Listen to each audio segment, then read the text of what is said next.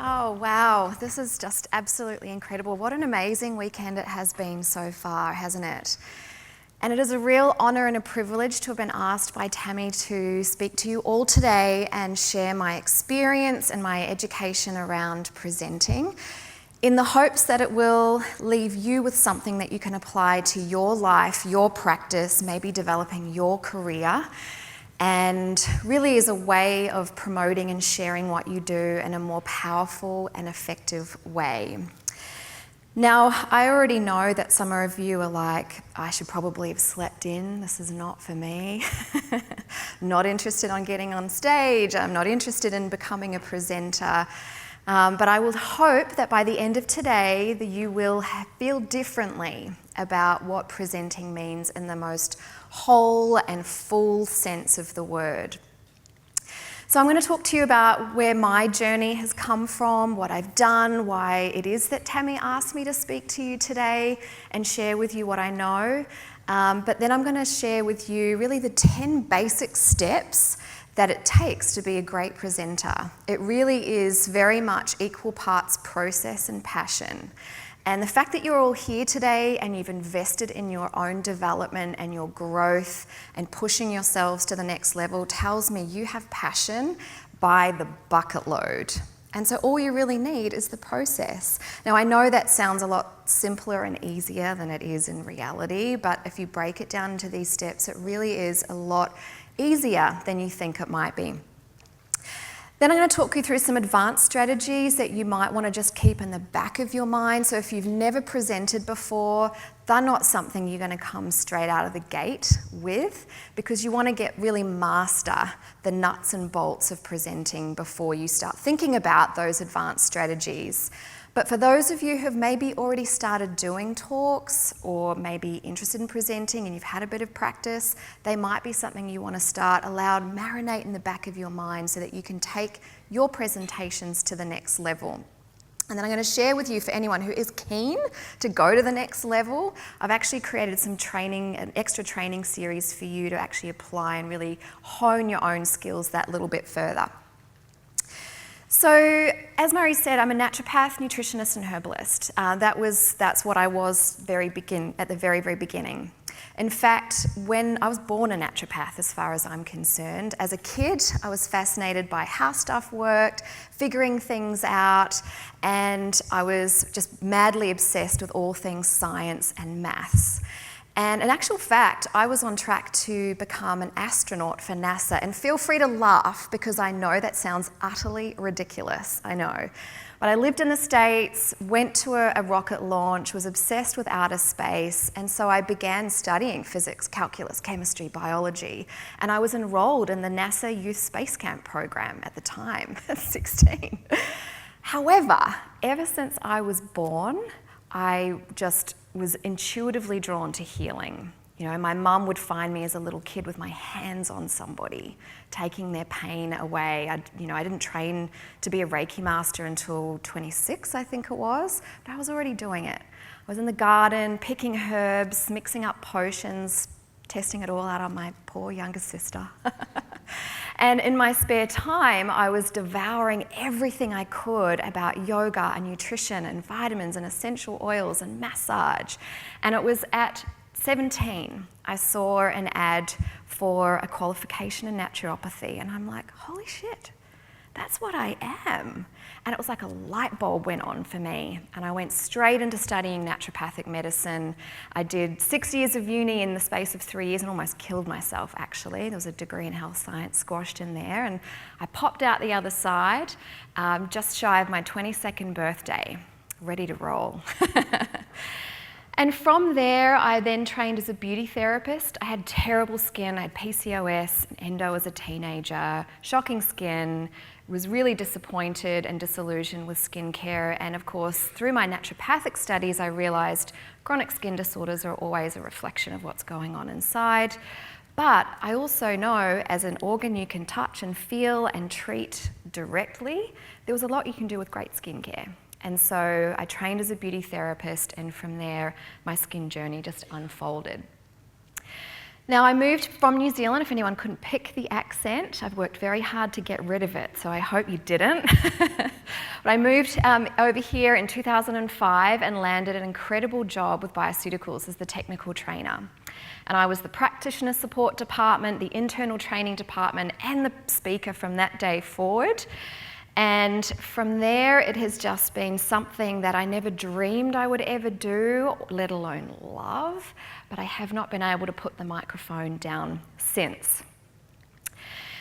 And it hasn't just applied to my life in the form of a presenter and a trainer and an industry educator, but we are presenting all of the time, right? To our patients, to our family, to our friends. And I certainly apply the skills that I've learnt along the way as a presenter into my clinic as well, and probably none more so than in my Clear Skin coaching program that I launched a couple of years ago now.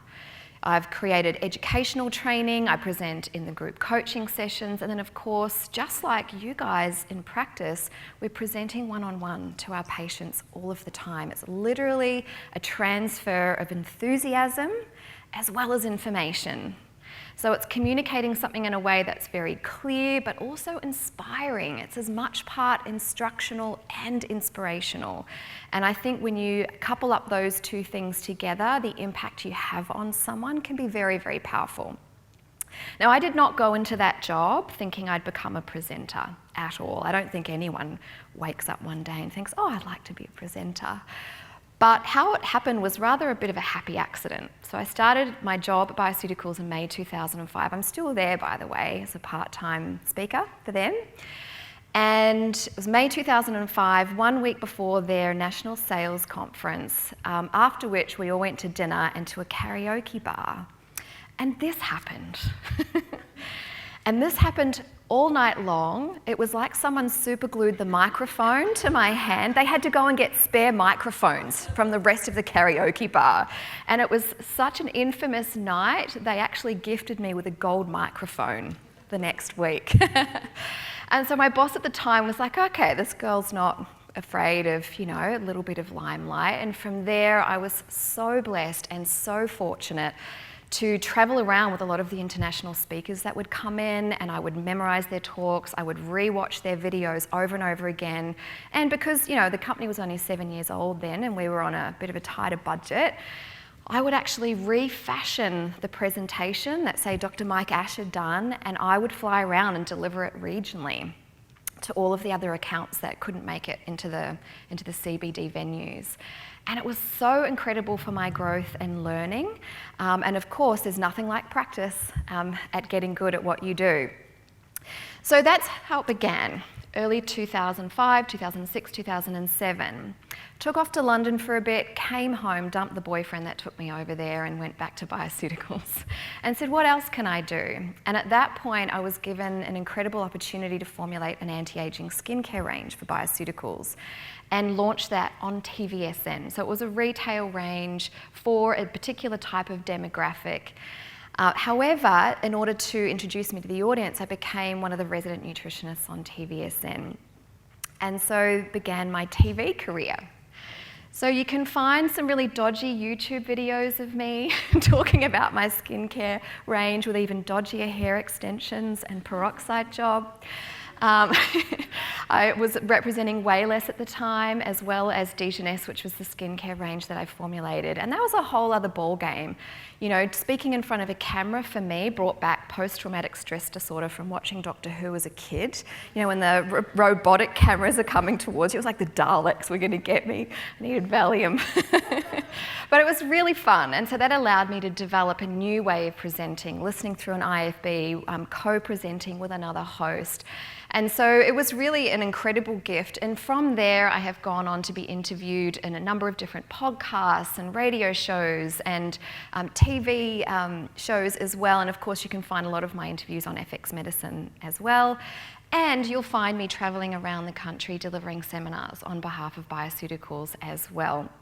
It's also been fortunate enough to take me overseas. I have spoken at conferences in the US now alongside practitioners who I just idolize, I look up to, I respect and I admire, and to share the stage with people like Dr. David Harsey and Deanna Minnick and Mark Houston, it was just absolutely mind-blowing.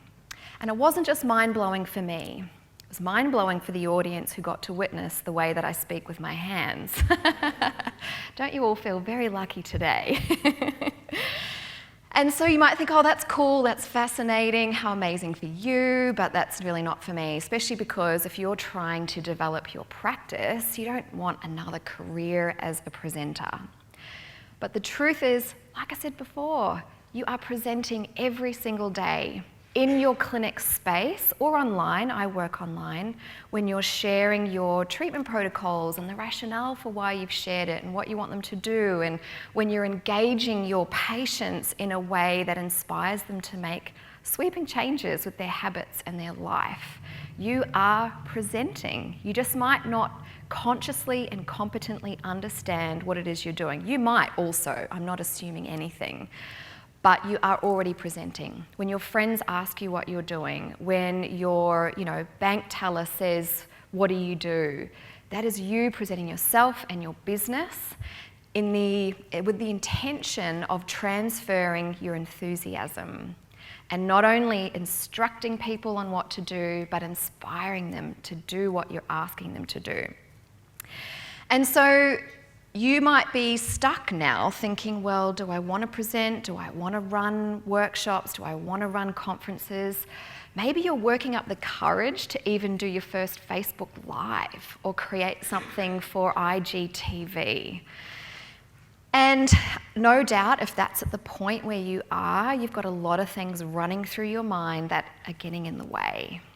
So most of you are like, oh, well, I'm not a good presenter. Newsflash. I wasn't born a presenter either. Anyone can be a presenter, anyone. You just need the right process and you need your passion. You've already got the passion and bucket loads, and so I'm going to share you the basic process to get you started. But first of all, we need to clear out of your mind all of the things that are blocking you from taking action. Now, I know some of you won't. This is not for you. You might have other ways you want to market yourself and reach out. You might prefer writing, blogging, microblogging on social media. But there is no more powerful and efficient way to share your personal brand and your business and attract your ideal clients than using the power of presentation.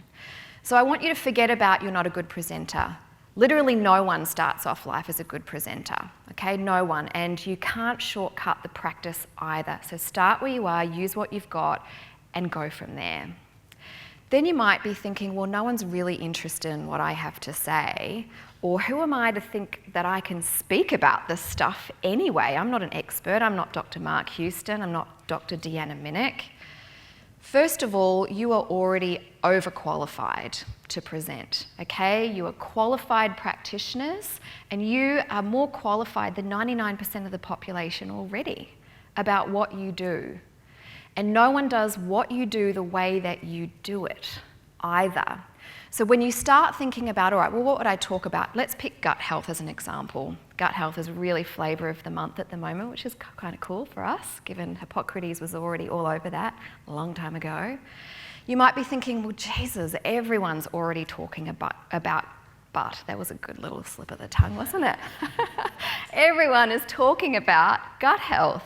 But no one can talk about gut health the way that you do.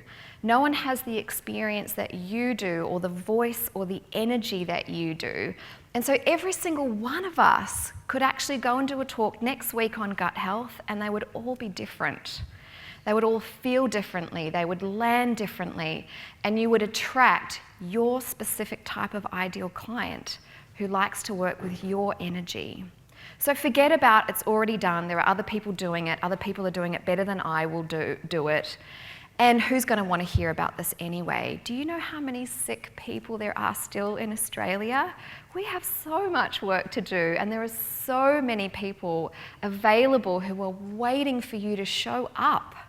It is almost an act of disservice for you to hold back from sharing your knowledge and sharing who you are. So if there is a tiny kernel of curiosity/fear in there, where you're like, oh, maybe I could, then I really want to invite you to think about moving from this to thinking about what it is that your presenting can do for the world and what presenting could do for you. There is no faster way to make a difference in the world than by presenting, even to a small group, but especially to a big group, especially to doing it online. You know, we have a real battle as healthcare practitioners with leveraging our time. We can only see one client at a time, really. I mean, we can create group coaching programs and we can run workshops, but we do have a finite ability to see patients one-on-one. So in order to leverage your time and leverage your marketing spend and marketing effort, there is no faster way than presenting. You know, I was part of a B&I networking group, and they said for every person you touch, there's going to be 40 people in their immediate lives that they're going to share what you say with them. And so for each person that you speak to, it might be a small group of 10 people. You know, you're reaching potentially 400 just like that by sharing your message. And so I really want you to consider that this could be really good for you. It could give you a better lifestyle, a better work-life balance. You can leverage your time better and optimize your income on a per hourly basis by using presenting. But the difference you can make in the world. Do you know how many people don't know that pooing twice a week is not good? It still surprises me. It's almost 20 years after being in practice that people just, you know, think that that's cool or think that a healthy diet still constitutes, you know, eating junk. And so there is no shortage of people who need to hear your message, even the most basic common sense stuff that you might feel like everybody knows. They don't. We're very privileged to work in a community where we have similar habits, we have the same values. But the people that we're trying to reach don't. They weren't brought up with a parent or a family who really knew what healthy eating was. Or maybe mum tried to do her best but boiled the living daylights out of vegetables, and so they hate vegetables and think they taste bad. You know, Nutrition 101, let alone the area that you're passionate about and that you specialise in, is absolutely key. The other thing is, it is one of the most powerful ways to develop yourself. Okay, this is going to up-level you and your clinic and our industry. I have had, you know, as a presenter, I am rated 9.75 out of 10 and consistently maintain that every year because of my ability to communicate information to people in a powerful way that has it land. The reason I can do that is because you have to train yourself to retain that information, and you have to practice the way in which it comes out. And you start to figure out the analogies or the way to rephrase or paraphrase things so that people understand it. You know, we can get caught up in the technicality of things, but when it comes, you've got to think about, how would I explain this to my mum? And when you can practice that, you can really help your patients understand why you want them to do what you're asking them to do. So it's amazing for you. You learn far faster. You get better at communicating, but it's amazing for your patients and anyone you touch, anyone you reach with your presenting. But lastly, and this is my own personal mission, is it also raises the profile of our profession. Now, it is my personal mission to bridge the gap between naturopathic medicine and allopathic medicine. And there is nothing more fun for me and my ego than stepping into a GP conference and watching jaws drop when they hear what comes out of my mouth. You know, there are a big portion of Australians who know and appreciate and love and respect their bodies and the power of nutrition and naturopathic medicine. But there are a lot of people in the dark, and there are a lot of people who've bought into a different kind of mindset as well. And people in that mindset have got a fairly narrow view of who we are and what we do and what we know and what we're capable of. And so when you stand up and you speak with all of your passion and all of your power about what you know, you silence the voices that are trying to make us small and make us go away and get rid of us. So don't think that has to be your personal mission, but it absolutely is mine.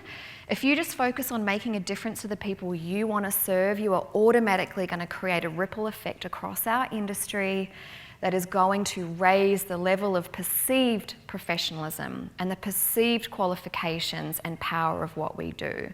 So I just invite you to feel into that as well. It really is an incredible thing. But in order to be able to do that confidently and feel great and to stand up and really own what you know and who you are instead of feeling like a deer in the headlights and panicking and choking and tripping over your words, there are some key things you want to consider before giving your first talk. Can I just ask, has anyone here done any talks or presenting by a show of hands? Wow, quite a few of you. Okay, this is really good to know. And who here hasn't yet but is thinking about it? Either secretly or maybe, yeah, awesome. Okay, well, I won't spend too much time on the detail of the process then, and I will dive a bit deeper into the advanced strategies for those of you who've already gotten off the start line. Before you even begin though, you want to get your mindset right. And this is really about a place to stand as well as who you were choosing to be in the moment. Now, people more than anything read energy and non-verbal communications. Even people who are anti-woo-woo will feel your energy before they hear anything that comes out of your mouth. And one of the ways you need to get yourself in the right headspace is taking the focus off yourself and putting it on the people that you're speaking to. Because if you're nervous and you're worried about what that they're going to think of you, you're thinking about yourself and not thinking about your audience. Now, nerves are natural. We have an incredible suite of tools to utilize as naturopathic practitioners to really calm our nerves and allow ourselves to focus. I must admit, when I was first presenting back in the day, I would have a shot of kava before I got up on stage. Once I even had a few mouthfuls of champagne because shit was really hitting the fan that day. Everything was breaking down. But we've got theanine, passion flower, magnesium, meditation, activating your vagus nerve to pull you out of the sympathetic nervous system state. But at any point in time, just simply take your attention off yourself and put it on your audience and fall in love with why they've shown up. So if you're teaching people about gut health, right? It's a gut health workshop. Really fall in love with the fact that these people have shown up for themselves, they want to improve their health, connect with the fact that if they're there, they may be suffering from digestive complaints and what that must be like for them. And really come from that space of how can I give them something that will make a difference to them. I personally have a little meditation that I do, just a very quick one before I get on stage every time. And does anyone want to hear what that is? Yes, okay, all right. There's obviously 10 million things you could do, but I have a particular practice that I do. I have a vision board at home of people I look up to and admire and want to embody their qualities. Now, there are a number of people on there, including Malala. I'm so passionate about education. Deepak Chopra's on there. But the two people that I call upon their energy at the very beginning are the Dalai Lama and a woman by the name of Julie Parker, who's the head of the life coaching college, Beautiful You Coaching Academy. And to me, she represents love, but she is a fierce and powerful form of love. And of course, the Dalai Lama is a very profound source of peace. So I say to myself, the first part of it is I call upon the energies of Julesy Parker and the Dalai Lama. And I really kind of feel into the energy of what they represent, because that's what I want to represent. They are the parts that I'm trying to develop in myself and grow and land, and that's what I want the audience to feel when I present. I'm so lovingly passionate about what I do, but the thing is I can get a little aggressive with my passion, and so the Dalai Lama's energy just kind of helps me tone it down just a little bit. And then I say to myself, may I be guided, may I be protected, may I be inspired. And I really imagine a connecting light, a pillar of light between me and the heavens and me and the earth. And I stand in that energy so that I can feel grounded, but also be open and flexible and fluid in the way that I deliver what I want to deliver. And then I say, please show me how I may be of service today. And then I actually imagine that energy flowing out into the room and touching everybody. And sometimes if I'm really nervous, I will actually sit at the back of the room and I will say, I love you to every single person in the room. Because every single person that gives me their time and their attention, who's shown up to help their patients or their families or themselves, is so inspiring to me. And today, to be honest, it's been a long time since I've felt nervous before speaking. Today I had a couple of shots of our passion flower, just so you know, because I know that the difference that you are going to make to your patients and your life as a result of showing up this weekend just floors me, absolutely floors me. I can't tell you how impressive it is that you're all here this weekend. And so falling in love with the people that you're speaking to and really making that connection was a big shift for me, because for the first few years that I was presenting, it very much came from my head, right? It just came out of my mouth from my head. Oh, it was still great. I had great information. I spoke well. But there is a much more powerful difference when you're coming from your heart space. And who you want to be for that person that you're speaking to is really the energy you want to anchor into before you even start the process, okay? Because this is going to be infused into every presentation you create. And so you want to consciously create that energy before you begin even creating your presentation. All right, so then you need to figure out who are you going to talk to, right? So I'm sure you all have done some work around your demographics, what gender you might treat, do you treat local people in person, you online, more of a national practitioner, what demographic are you aiming for? Is it an age group? Is it a specific type of condition?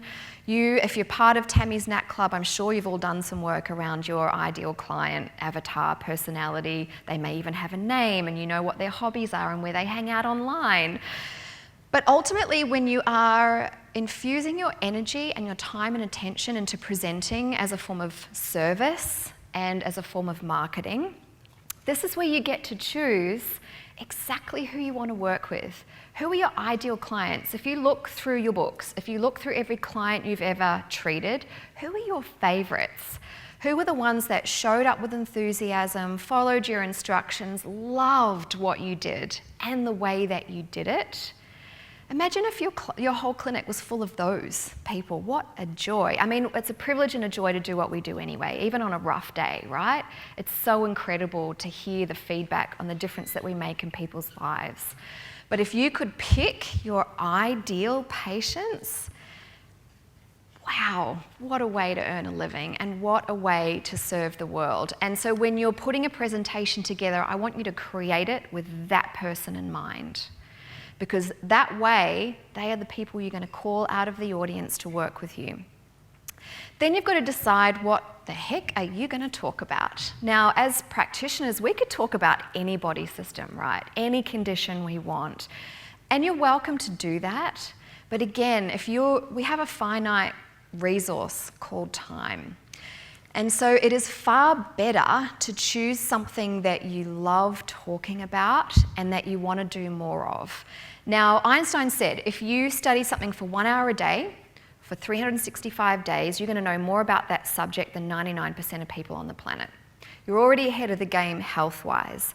But if you want to develop your expertise in the realm of, let's say, gut health or endometriosis or whatever it is, start speaking about that. Start attracting those clients. You can get more experience with those clients and really develop your own expertise from there. So if you haven't done a talk before, think about what it is you like talking about the most. Are you always rabbiting on about particular eating habits or gut health or skincare products or living chemical free? Think about the things that you would talk about for free forever. For me, it's mold illness. I experienced mold injury from toxic mold it was about 2 years ago that journey really began to unfold. I almost lost my life and lost my mind. I could barely hold a sentence together and couldn't even remember my name at some point. I had inhalational Alzheimer's and couldn't even put clothes on, couldn't even figure out how to do that. And there's a whole big chunk of 2017, I don't even remember what happened to my life. And it's been a very long journey back from that, but that was a result of a water leak in the apartment I was living in and the impact of mold on my health in combination with my genetics. And so every single day I help around 4 or 5 people for free find a practitioner who can help them, find a building biologist that can help them, find a remediator who can help them. And let me tell you, I will continue to do that till the day I die because of the experience that I had. Now, I used to be that passionate about skin. Sadly, it's a much sexier subject that's kind of fallen by the wayside after what I've been through. And so what is it that you could talk about till you were blue in the face and you'd still keep going? That is a good idea. Think about also, what is it people always ask you about? You know, think about the questions you answer all the time and you're like, God, surely people know this. You know, that could be a clue as to a great subject for you to talk about. Or if you're at the beginning of your career and you're really trying to figure out where you want to go, pick the place you want to go. What is it you want to be an expert in? Are you particularly passionate about cardiovascular disease for whatever reason, but it might be because someone in your life had an experience with a heart attack and you want to learn more about that. Pick the area you want to become an expert in and go from there. And the thing is, with picking a niche, that can make people really uncomfortable. Now, I'm sure a lot of you have probably done a lot of work around this, especially around the mindset and the belief of niching. But in the words of Marie Forleo, if you're talking to everybody, you're talking to nobody. And you know, people feel like they're anonymous in the crowd. And so if you're just talking to the crowd in general, people can kind of hide in the crowd. But if you speak to that one person that you want to serve, they are going to hear you and they're going to come up to speak to you and get your help and engage you. But more importantly, here's the funny thing about niching, particularly when it comes to presenting. If you sound like an expert in one area, people are going to think you're an expert in everything. Like, God damn, she's smart. She knows so much about that.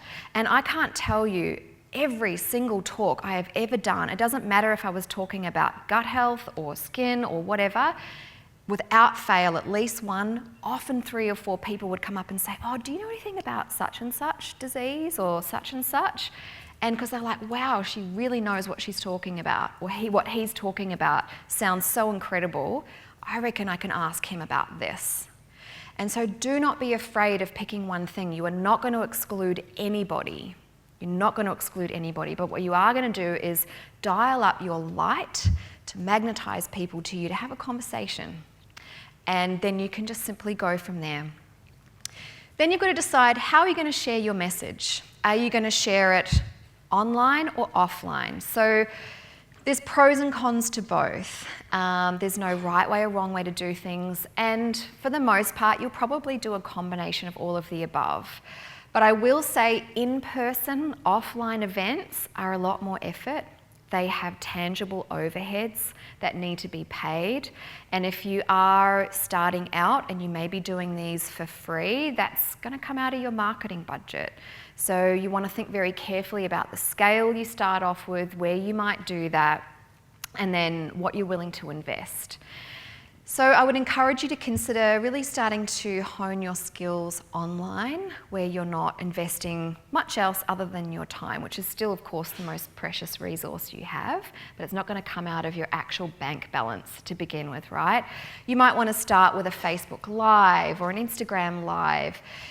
If going live makes you feel nervous, pre-record stuff initially and upload it to IGTV, put it on YouTube, run a webinar on Zoom and press play and just be live there for question and answer at the end. And that way you don't have to worry about forgetting what you're going to say, stumbling over your words, mixing things up or accidentally swearing, which has absolutely happened to me a number of times. I swear a lot on purpose as well, but I have dropped a few choice words out of accident. So pre-recording is always a good idea. And then you want to decide on the format and style. Is it going to be more of an impersonal conversation, or do you want to produce slides? Do you want to include video, music? Do you want to have it more of a workshop style where you're getting people to actually take action and fill out forms or do activities? Or is it more of a plenary style where you're going to speak to them and maybe take Q&A afterwards? Think about all of those things, whether you're going to print notes, hand them out. How do you want to print them out? Do you want to provide them digitally so they can scribble on them with a stylus instead? So lots of things to consider, but in addition to that, the way in which you deliver it. Now, I touched on this before. We could all go and do a gut health talk tomorrow, right? You absolutely know enough to do an amazing talk to teach people about gut health and give them practical take-home tools to improve their gut health the very following day. But if every single one of us was to go into the room next door and film it, and then we all watched it, every single person would say things in a different way. They would focus on different areas, and our energy and the way in which we deliver it would be uniquely ours. You know, the absolute best way to present anything is to be 100% who you are. And that really takes work, okay? Because you have to fall in love with everything you hate about yourself as well. I, for a long time, tried to be what I thought was a good presenter was supposed to be. You know, I thought you had to be really formal and really kind of, I look back now and I think really stiff, actually, and really awkward and no personality. I don't know whether it was growing up in the 80s and 90s with the corporate America stigma, but it was very much that mindset of being quite cookie cutter, and it's disgusting now that I think about it, but that's where I started. In the first major presentation I did actually here in Brisbane, I was speaking to 200 people and I had to say the number 6 3 times in the space of a minute, and with my accent a lot stronger back then, people thought that was really funny. And I'm like, oh God, this has got to go. And so now I sound like some twisted quasi now. But I deliberately tried to change my accent so that I wouldn't distract people and change who I was and fit myself into this box of being a particular kind of way, because that's what I thought you were supposed to do. And people can feel that disconnection between who you really are and who you're showing up to be. And there is nothing more attractive and beautiful and magnetic than someone being unapologetically who they are, warts and all. All the awkward bits that you don't really like, if you just let them hang out, you give permission to everybody else to be who they are, and then your guard gets dropped, everyone just relaxes, and people just get to show up as who they are. So there is no, if you don't remember anything else I share with you today, I want you to remember that. Practice being exactly who you are. And I know that sounds like a weird thing to say because you were literally born the way that you are. But growing up as kids, we're trying so hard to fit in and be like everybody else because rejection equals death and being ostracized. We've really lost that ability, many of us, if we haven't done a whole lot of work on ourselves, to come back to who we really are. All right, so you want to decide what are the key concepts you're going to talk about, right? So if you would go and do a gut health talk, you could probably talk for 7 days straight on all of the different aspects of gut health. So you have to whittle it down. You can't really talk for more than 90 minutes before people's brains fatigue right out. And so you want to really think about how long you're going to talk for, what you want to leave them with, how much time that's going to require of them, and how much energy. So pick some key things. You don't want to overwhelm them. Remember, they're not practitioners. Think about talking to your mum. This is a rule that I use anyway. You know, what would I want to share with my mum that would make a difference, that she'd understand and she could walk away and not feel overwhelmed? So decide what your objectives are as well. Are you trying to attract new clients? Are you promoting a book? Are you simply marketing your business in general? Or are you trying to recruit people for clinical trial that you're doing, like an informal clinical trial, so a particular type of condition? All of these elements will be laid into what you choose to talk about and the way you choose to talk about it. And so will the takeaways. Now, I want you to couple up your key concepts and takeaways always. So every time you put together a presentation, yes, this is serving you, but I want you to ask, how can I serve my audience? What is it I want them to do with this information? Because it's all well and good to show up and tell them all this great information, but if they can't actually do anything about it, you've just wasted their time. You have wasted 30, 60, 90 minutes of their life they're never going to get back, and that is really not okay. So you've got to think about, what is it I can give them that they can take away and do something with today that will make a difference tomorrow. And I want you to consciously build that into every presentation. You might have a handout you give them with the top 10 tips for gut health. Or you might, if you're a bit more tech savvy, get them to actually opt in for the download so you can build your email list. Presenting is an amazing way to build your email list. Capturing emails, sending them something of value. If they've signed up for that thing, you know they're interested in gut health. And then next time you do another presentation, you might record it and then send it to them, or offer it to them for a nominal fee. So always think about, what do I want them to do? What actions do I want them to take? What is it I can ask them to do that will actually make a difference? And that way, even if they don't book a consultation with you then or ever, you have still made a difference to that person's life, and at least 40 other people's lives, because they're going to go away and tell them what they learnt from you as well. And that's really going to determine the structure and the flow of your content. So essentially, you want to tell them what you're going to tell them, and then you're going to tell them the stuff, and then you're going to tell them what you told them at the end. Now, of course, depending on your objectives, your format, things might look a little bit different. That's probably a bit stuffy for, say, a Facebook Live that feels more off the cuff and organic. But if people are tuning in, you better be telling them what you're going to share, because they have to decide whether they're clicking away. They literally decide that in under 2 seconds. And so you want to make sure they know what they're signing up for and what they're giving you their time for, and what they're going to get out of it as well. You also want to take them on a journey. So you want to lay the foundation. If you're talking about gut health, why are you talking about gut health? You've got to tell them that answer. Why? Who cares? A lot of people could give a rat's about their gut health, but if they knew that was going to make them age prematurely, increase their risk of every kind of cancer, so on and so on and so on, then they might be interested in how to fix that up.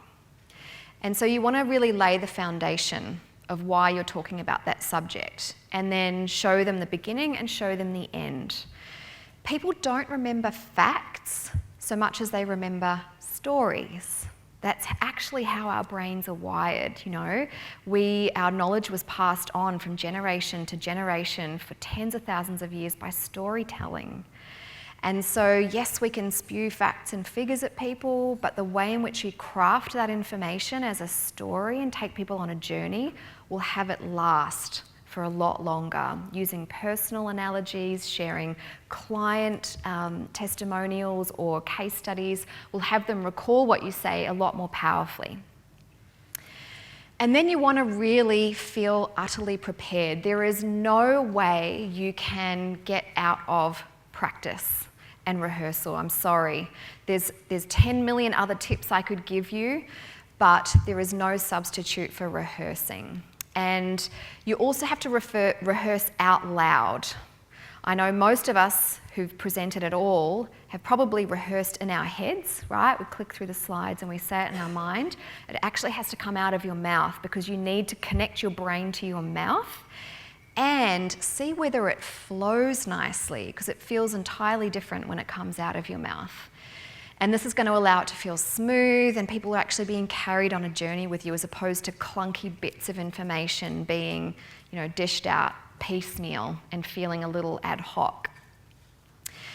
You also want to make sure you troubleshoot everything ahead of time. So if you're going to be using slides, are you using that via Zoom or some other platform like Webinar Jam? Or are you going to be running music through your presentations? You really want to have all of that worked out well beforehand, because that gets rid of a lot of the nerves. And once you've practiced speaking out loud frequently, you'll start to actually work out linking sentences and phraseology that works for you, and the way that you can paraphrase things in a way that'll land to the people that are listening to you as well. And then, of course, you want to think about all of the other elements that come into it. How are you going to find people to even come to your talk or listen to you? So marketing.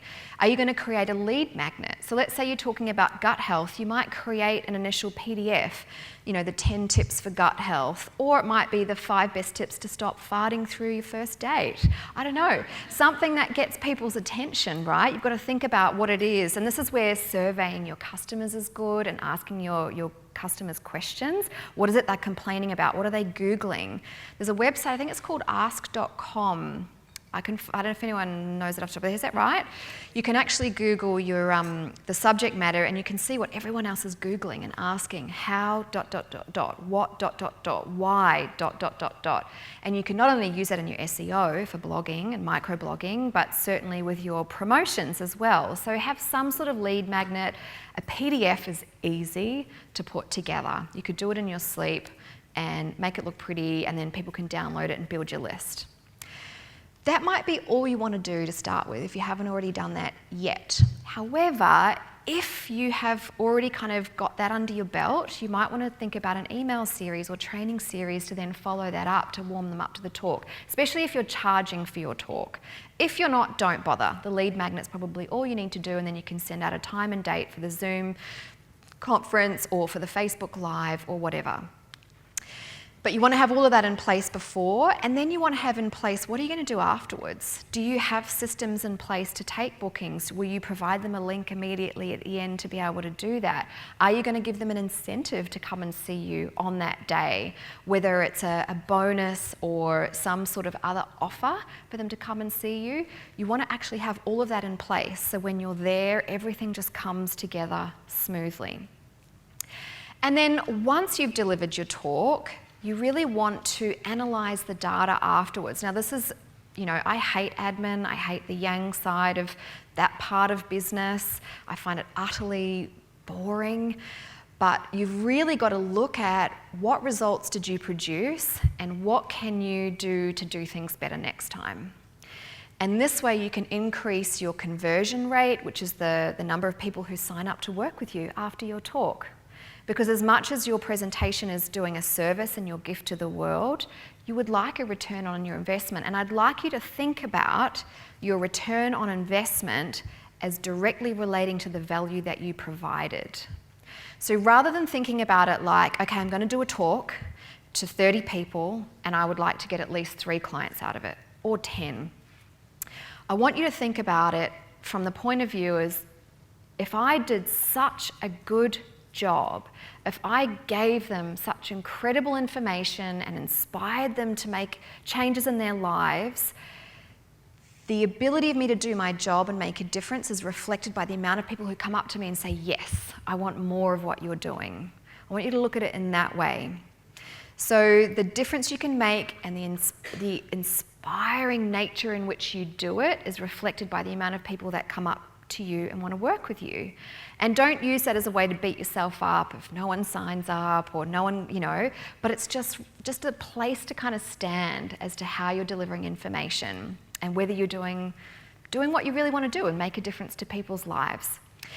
And then from there, I would also be saying to yourself, how do you want your audience to feel as well? And what do you want them to walk away saying about you? You know, your branding is really what people say about you when you're not there, about your business, about what you do, about how you do it. And so think about building that into the talk as well. And then you really want to actually leverage your time. Leverage your time. So if you've gone to the effort of producing an incredible talk, you don't want to just die the minute you finish and it's never heard again. That's valuable information, and that beautiful package of education and inspiration and instruction can be reused elsewhere to either bring you clients or directly make you money. So to give you an example of how I have done this with the launch of my book, I wrote a book on acne for the layperson, Clear Skin Secrets. So 12 steps to clear skin naturally. And it goes through all of the different steps that I use in practice in my clear skin coaching program to take people from a face full of acne to clear skin. And each one of those steps is a particular piece that I will apply in practice in serving that person. And so I took one of those about the gut-skin axis. Now, some of you may have even seen my seminar that I delivered a few years ago for bioceuticals on the gut-skin axis, but this was for the lay person. And I did it as a Facebook, no, it wasn't, it was a Zoom webinar. So I had a lead magnet, so 7 clear skin smoothies. And from there, I offered them the opportunity to join me for a free webinar on the gut-skin axis and why it's so critical to achieving clear skin quickly, but also for the rest of your life. So your skin stays clear. And so in that webinar, I actually showed them all of the 12 steps, and then I gave them one of those steps wholly and completely. But no layperson can really sort out their own gut-skin axis, right? So it was not only something that was valuable to them because I gave them real take-home things to do, but it also meant that if they wanted more of that, they needed to come and work with me. And of course, buy the book. And so from there, I developed a list to buy my book, and then I had a warm/hot audience who were desperate to clear their skin up, who might be interested in my Clear Skin coaching program. Now from there, it's on my website. I send it out as a lead magnet sometimes. I send it out as a gift for people who sign up to my lead magnet on the clearskincoach.com. And occasionally I will sell it for a couple of bucks. It's not paying my rent, but it is also just one form of passive income that you can consider doing. You need to monetize your expertise here. So think about the ways in which you can capture what you're creating and then make it work for you and leverage it. This is again leveraging your time versus money. All right, so a few advanced strategies for those of you who already got talks under your belt, you're feeling good, you kind of got your own process, whether it looks like mine or it's working for you, whatever that looks like. Some other things to consider. When you are speaking to people, people learn in lots of different ways. And so if you can consciously build in ways of transferring your instruction and inspiration using kinesthetic methods, using visual aids, using sound, you're going to appeal to all of the senses and all of the parts of the brain, and not only will their learning be more powerful and more profound, but you're going to be able to land for everybody no matter what their learning style is. I wouldn't worry about that if you haven't done a talk yet, but if you've already done a few, this is something you can start thinking about. I've also already talked about capturing leads, and if you've never done a talk before, all you want to do is stand up, make sure you don't vomit, and leave them with something good. But if you can build in lead capturing, that's a really good idea. Every person you touch, you really want to establish a connection where you can continue to give them value via your newsletter or your Facebook page or whatever it is. But selling without sleaze, I think, is really where you want to take it to the next level, because selling sounds sleazy. Again, for those of us that are 80s, 90s kids, the used car salesman thing, it feels really icky. And for most of us, I think as health practitioners, if we haven't invested in business skills and marketing skills, or even if we have, it doesn't necessarily come naturally and can feel a bit funky. And so the way that you do it is actually to reverse engineer your talk. And so that's essentially what I do with my skin coaching program. And this is where the menu strategy comes into play. So I want you to think about gut health as another example, all right? If you're treating a patient with gut health, yes, let's just put out of the way, you're going to treat every single patient as an individual. Every single person's prescription is going to look slightly different, your dietary advice is going to be different, but the steps you follow are likely to be the same. Start looking for the systems in your methodology. I would absolutely be willing to bet $1 million every single one of you will look at someone's diet, and you will look for what it is that they're consuming that's not good for gut health, and ask them to cut down, swap, get rid of it. You're also going to encourage them to eat more of something else, right? Again, very individual. But step one, that's arguably 2 steps, diet stuff. Then you're going to look at parasympathetic nervous system versus sympathetic nervous system. You're going to look at actually getting them in the right headspace for eating, eating hygiene, basically, around noise, light, whether you're sitting, standing, all of those sorts of things. Then you're going to look at supplements. So when you're sharing your 5-step process to gut health, you can share with them what you actually do in terms of practice and what that's going to look like for them as a patient. And you can show them the menu of what you have to offer.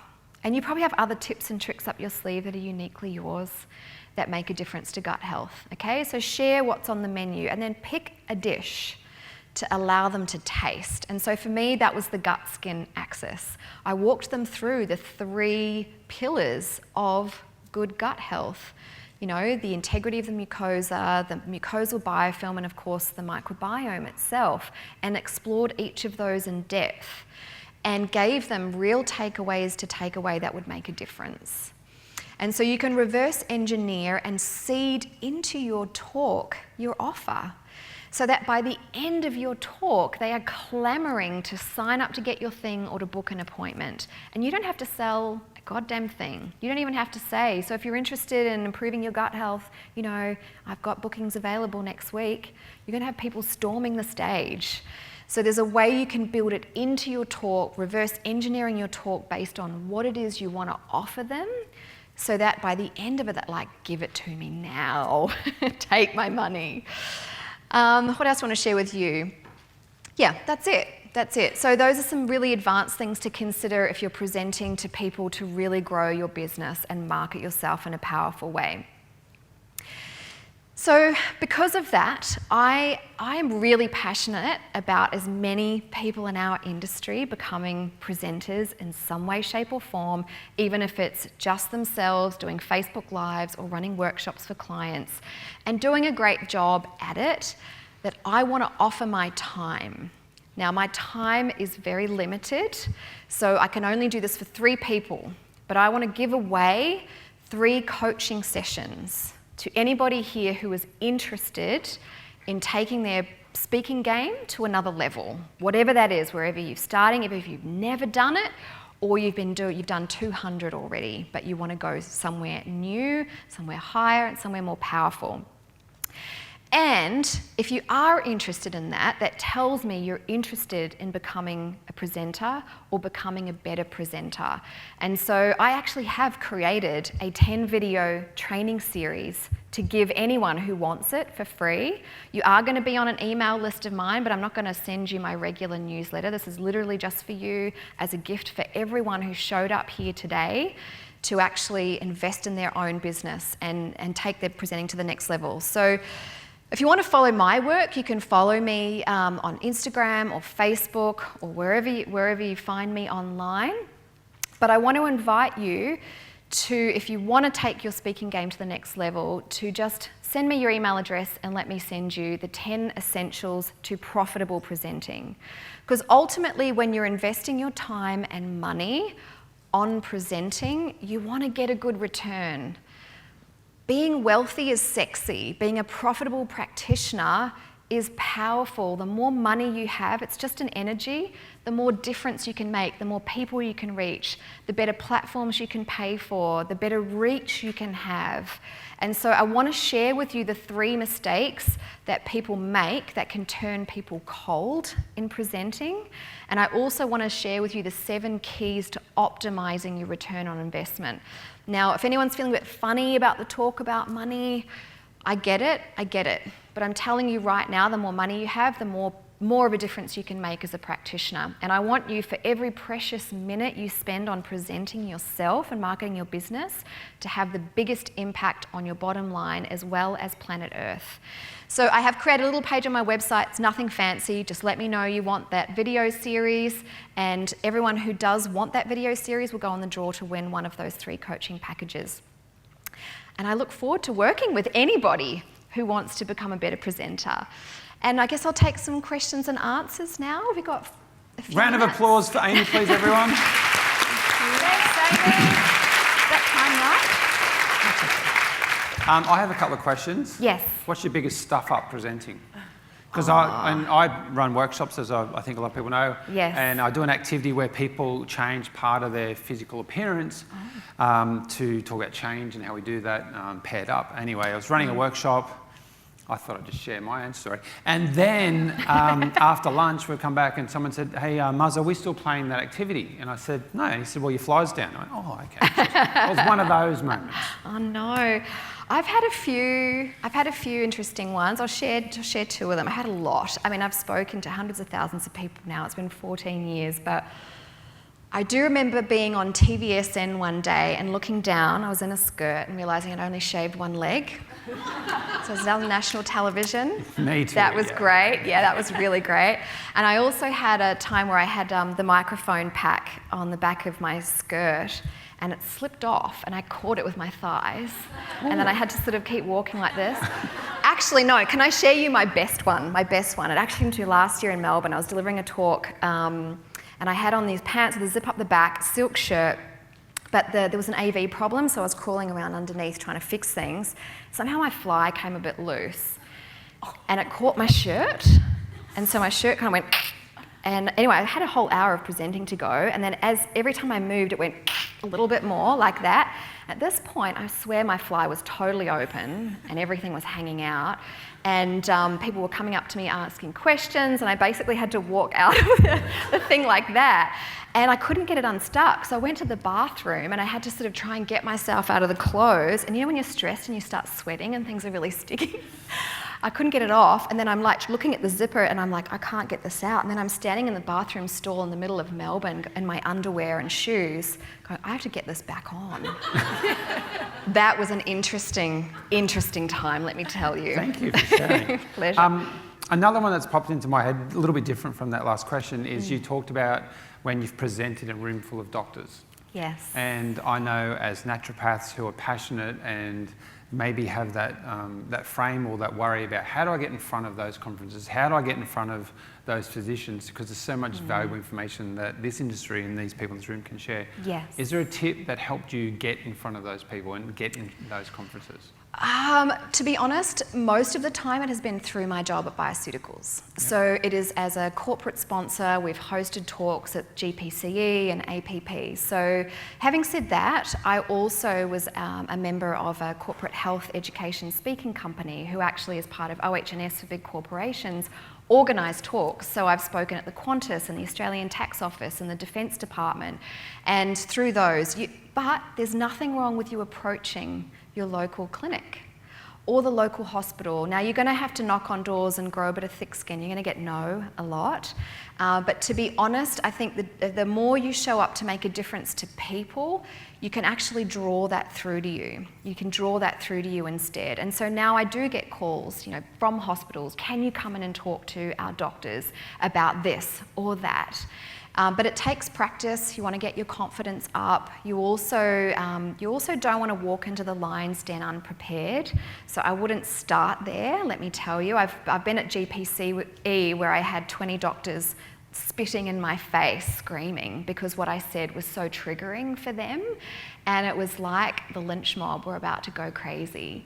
And I was really lucky. I'd already been presenting, I think, for about 6 or 7 years at that time. So it was totally fine and totally manageable.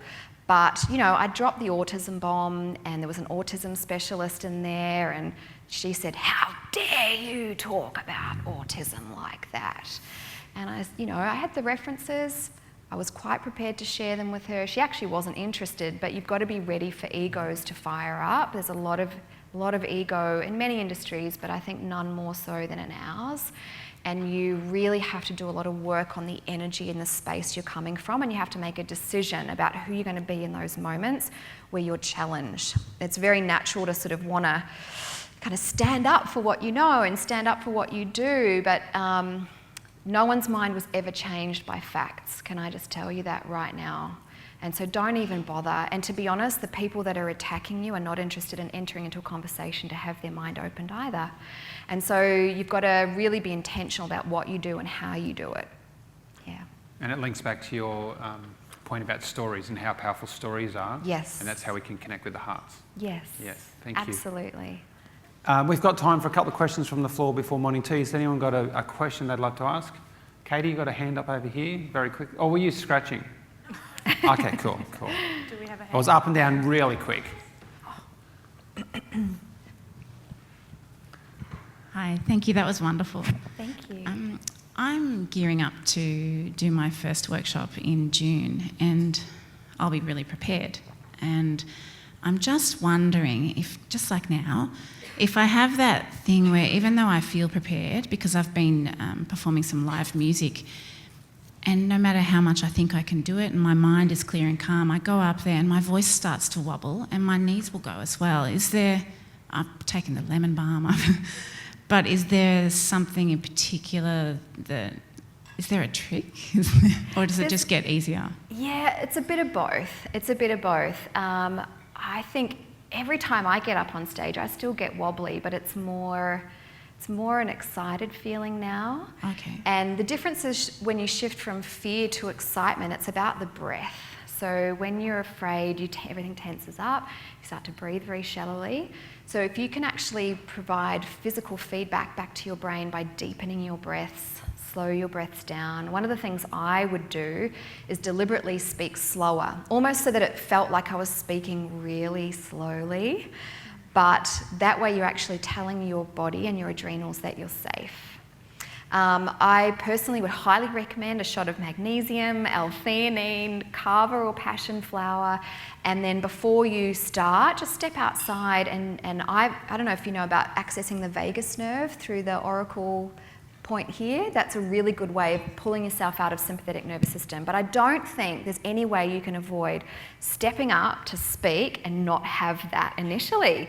And I think the quicker you can just accept you're going to feel like that and let it go, it's almost the thoughts about feeling anxious that make you feel even more anxious.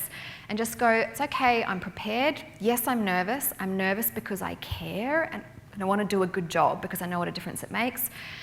So I'm just going to breathe slower, and it's pretty much the first 90 seconds, okay? If you're prepared, once you get to the 90-second mark, you'll settle right in. But it's about keeping your proverbial together for the first 90 seconds, and then you're fine. Good luck. That'll be amazing. More wonderful tips, Aimie. Thank you. Thank you. Time for one last quick question for morning tea. If you have one, please raise your hand nice and straight. Just over here with Megan, I think. Thanks. Katie? Thank you for all of that information. So just with the example that you were speaking about a moment ago, yes.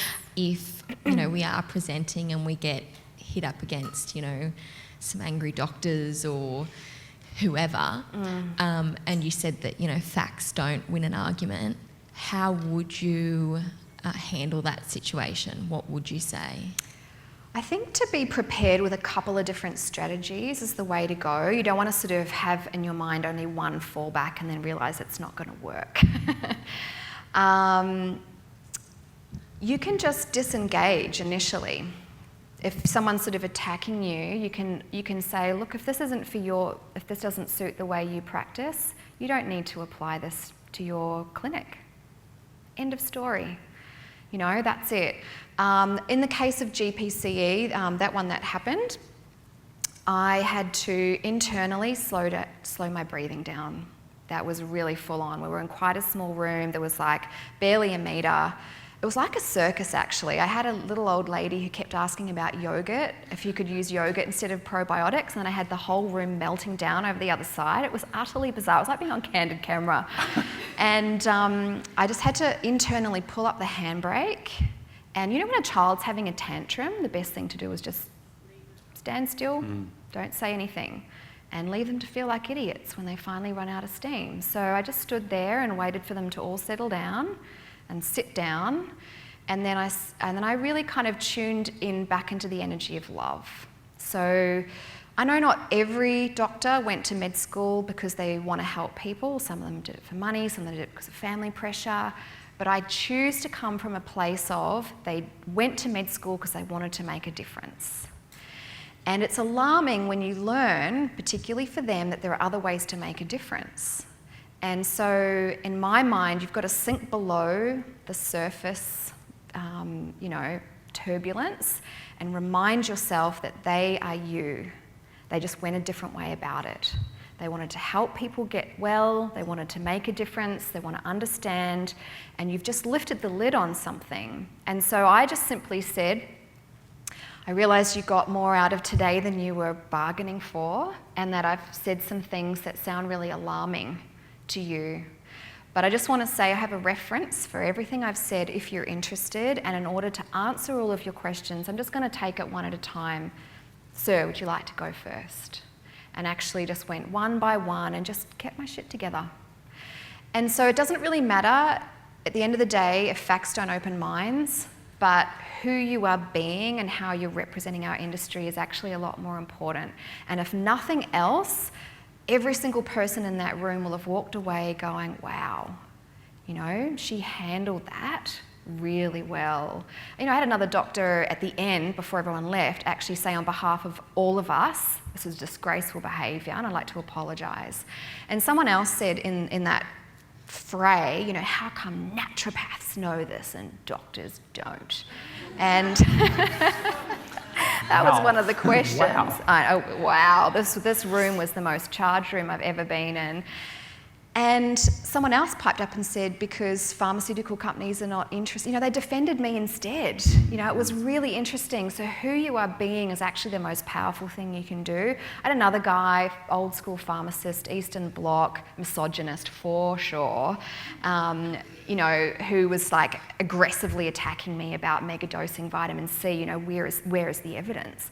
And I said to him, well, define evidence. What evidence are you looking for? If you're looking for an RCT, you won't find it for this specific example. This is based on Robert Cathcart's work with HIV patients and blah, blah, blah. And, you know, just don't lose your cool is the number one rule. And, you know, if it's really, because most people are just looking for a fight or looking to big note themselves. If you can feel that's the energy, don't engage. Just say, that's a really great question. Probably don't have time to cover that completely here. I'll meet you down the back at the end and I can share more information with you. So yeah. Another big round of applause, please, for Aimie. Thank you. Thank you.